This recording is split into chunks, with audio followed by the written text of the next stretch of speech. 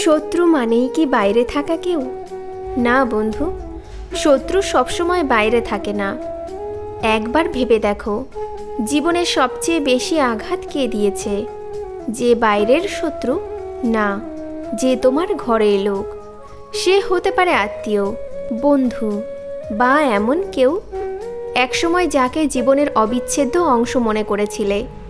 কখনো সে হাসে তোমারই টেবিলে বসে, তোমারই ঘরের ভিতরে, কিন্তু পেছনে কাঠি দেয় তোমার জীবনভর সংগ্রামে।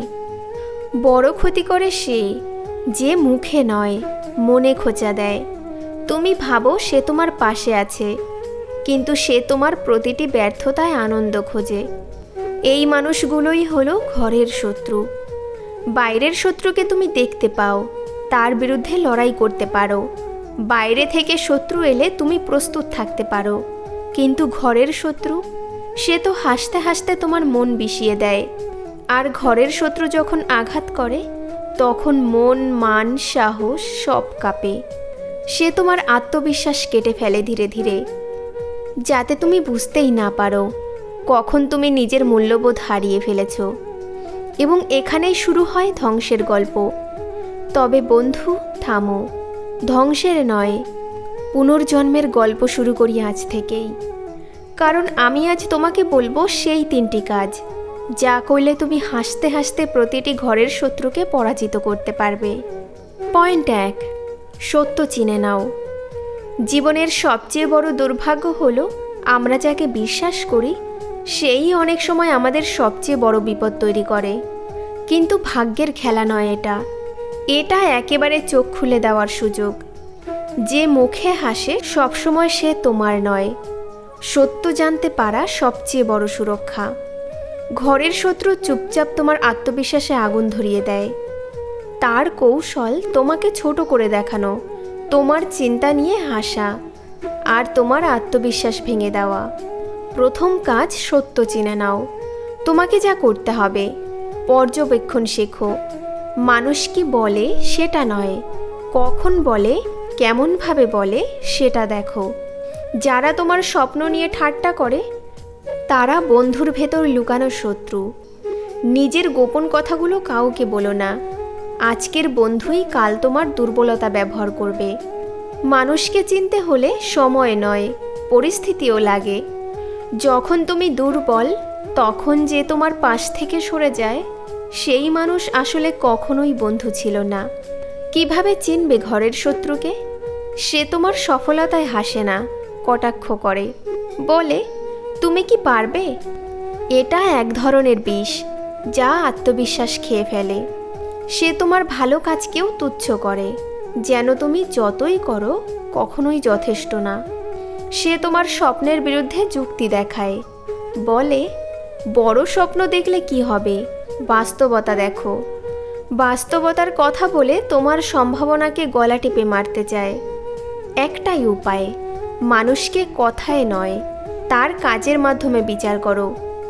যে তোমাকে ছোট করতে চায় সে বন্ধু নয়, যে তোমাকে চ্যালেঞ্জ নিতে বলে সে তোমার সত্যিকারের শুভাকাঙ্ক্ষী। মনে রেখো, মানুষ বদলায় না, সময় বদলায় আর মুখোশ খুলে যায়। যে আজ তোমায় অপমান করছে, আগামীকাল তোমার সাফল্যের নাম শুনে মুখ লুকোবে। অতএব সত্য চিনে ফেলো, কথা কম বলো, কাজ দিয়ে উত্তর দাও। যত নিঃশব্দে চলবে ততই দূরে যাবে। নিজেকে আত্মনির্ভর করো। তুমি যত শক্ত হবে, তত কম শত্রুর প্রয়োজন পড়বে তোমাকে নিচে নামাতে। পয়েন্ট 2, নীরবতার শক্তি আয়ত্ত করো। দ্বিতীয় কাজ, নীরবতা আয়ত্ত করো। মানুষ ভাবে নীরবতা মানে দুর্বলতা, কিন্তু চুপ থাকাও এক ধরনের যুদ্ধ কৌশল, যেখানে তুমি নিজের মানসিক শক্তিকে রক্ষা করো। ঘরের শত্রু চায় তুমি রেগে যাও, চিৎকার করো, প্রমাণ করো তুমি দোষী। কিন্তু নীরব মানুষ, তার সবচেয়ে বড় ভয়। চুপ থাকা মানে দুর্বল হওয়া নয়, এটি কৌশল, শক্তিকে নষ্ট না করে ধরে রাখার কৌশল। এবার বলি কেন নীরবতা গুরুত্বপূর্ণ। কারণ ঘরের শত্রু তোমাকে রাগাতে চায়। তুমি রেগে গেলে সে হাসে, কিন্তু তুমি নীরব হলে ভয় পায়। যখন তর্ক করো তখন শক্তি খরচ হয়, কিন্তু যখন চুপ থাকো সেই শক্তি জমে তোমার ভেতরে, আর সেই শক্তি একদিন তোমার সাফল্যের জ্বালানি হয়। জীবন শেখায় কখনো কখনো চুপ থাকাও যুদ্ধ জেতার সবচেয়ে কার্যকর উপায়। যে চুপ থাকতে জানে সে নিজের ভাগ্য লিখতে জানে। গর্জে ওঠার আগে সিংহও নীরব থাকে। নীরবতার 3টি উপকারিতা। 1. মানসিক শান্তি। কথা কম বললে মন শান্ত থাকে, রাগ নিয়ন্ত্রণে থাকে। 2. পরিস্থিতি বোঝার সময় মেলে। নীরব থাকলে তুমি পর্যবেক্ষক হয়ে যাও, সিদ্ধান্তে ভুল কম হয়। 3. প্রতিক্রিয়ার বদলে প্রভাব সৃষ্টি হয়। যখন সবাই ঝড় তুলছে তখন তোমার নীরবতা সম্মান পায়। নীরবতার ভেতরেই তৈরি হয় সবচেয়ে বড় বিপ্লব। যেমন ঝড় কখনো ঘোষণা দিয়ে আসে না, ঠিক তেমনি নীরব মানুষই একদিন গর্জে ওঠে। যেমন ছিলেন নেতাজি, বিবেকানন্দ। কেউ একদিনে মহান হয়নি, তারা নীরবতা শিখেছিলেন, কারণ তারা জানত প্রতিটি বড় কাজের আগে আসে গভীর নীরবতা। যেমন মহাত্মা গান্ধী, তিনি কখনো অস্ত্র ধরেননি, তবু তার নীরব শান্তি ব্রিটিশ সাম্রাজ্যের ভিত কাঁপিয়ে দিয়েছিল। পয়েন্ট 3. নিজের জগৎ গড়ে নাও। তৃতীয় কাজ, নিজের জগৎ গড়ে তোলো। ঘরের শত্রুর সবচেয়ে বড় ভয় হলো তুমি আত্মনির্ভর হয়ে উঠছ, তুমি সফল হচ্ছ, তাই সে চেষ্টা করবে তোমার মনোযোগ নষ্ট করতে, তোমার সময় খরচ করাতে, তোমার নিজের উপর সন্দেহ জন্মাতে।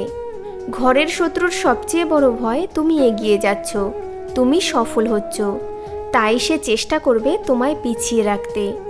সাফল্যের মাধ্যমে উত্তর দাও। তোমার নামটাই একদিন হবে সেই উত্তর, যার শব্দ শুনে ঘরের শত্রু চুপ করে যাবে। আর তুমি যদি নিজের জগৎ গড়ে তোলো তাহলে কেউ তোমাকে থামাতে পারবে না। তুমি যা করবে, নেতিবাচক মানুষদের জন্য নিজের মনের দরজা বন্ধ করে দাও, তাদের থেকে দূরত্ব রাখো। সম্পর্ক ভাঙতে ভয় পেও না, কারণ কিছু সম্পর্ক রক্ষা মানেই নিজের ক্ষতি। আর তোমার মানসিক প্রশান্তি তোমার সবচেয়ে বড় সম্পদ। সফলতার জগতে সময় দাও, বই পড়ো, নতুন কিছু শেখো, নিজের উপর বিনিয়োগ করো, নিজের উন্নতির দিকে ফোকাস করো। অন্যরা তোমাকে নিচে টানতে চাইবে, কিন্তু তুমি নিজের মধ্যে শক্তি খোঁজো। ক্ষমা মানে ভুলে যাওয়া নয়, অভিজ্ঞতা থেকে শক্তি বানানো। ক্ষমা করো, কিন্তু ভুলে যেও না। ক্ষমা মানে নিজের মনকে হালকা করা, কিন্তু অভিজ্ঞতাকে ভুলে যাওয়া মানে আবার ফাঁদে পড়া। সাফল্যের মাধ্যমে প্রতিশোধ নাও, কিছু বলো না, শুধু এমন হও যেন তোমার নামই তাদের উত্তর হয়। যদি তোমার পরিবার তোমার বিরুদ্ধে হয়, হতাশ হয়ো না।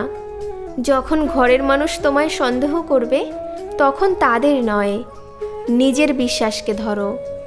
প্রতিটি অপমান একদিন তোমার শক্তি হয়ে দাঁড়াবে। উপরওয়ালা কাউকে অযথা শত্রু দেন না, তিনি পাঠান আয়না, যাতে তুমি নিজের শক্তি চিনে নিতে পারো। তিনি তোমায় শক্ত করে তোলার জন্য তাদের পাঠান। তাই আজই সিদ্ধান্ত নাও, ঘরের শত্রুকে ভয় নয়, তার উপস্থিতিকে প্রেরণা বানাবে। বন্ধুরা, জীবন সংক্ষিপ্ত, শত্রুর চিন্তায় সময় নষ্ট করার নয়। জীবন একটাই, তাই নিজেদের বিকাশে সময় দাও, সাফল্যে মন দাও, আত্মবিশ্বাসে জীবন ভরাও, আর নীরবতায় শক্তিকে খুঁজে নাও। মনে রেখো, ঘরের শত্রু তোমার ধ্বংসের কারণ নয়, তুমি যদি নিজেকে জয় করার মানুষ হয়ে ওঠো। ঘরের শত্রু তোমায় ভাঙতে পারে কেবল তখনই যখন তুমি নিজেকে দুর্বল ভাবো। আজই সিদ্ধান্ত নাও, তুমি কারো দেওয়া ঘা নয়, তুমি তোমার লড়াইয়ের ফলাফল। তুমি যত এগোবে ঘরের শত্রু তত হার মানবে।